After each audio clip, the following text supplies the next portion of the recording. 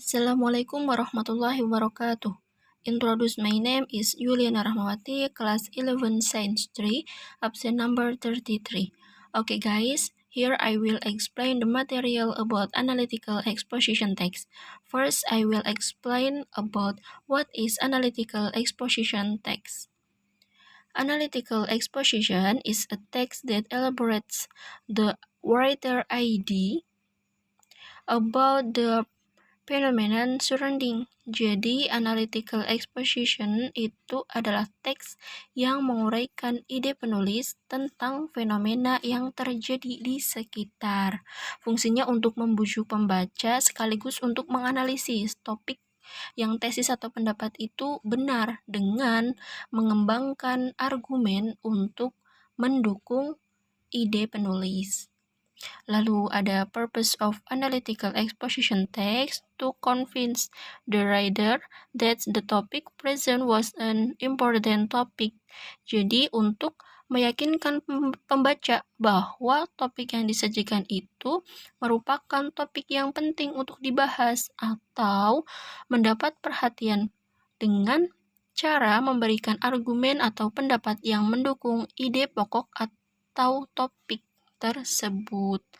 Lalu ada generic structure of analytical exposition text atau struktur umum.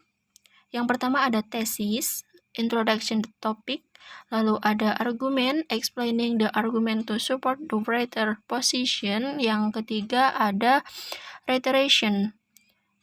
Jadi untuk menyatakan kembali sudut pandang penulis atau untuk memperkuat tesis.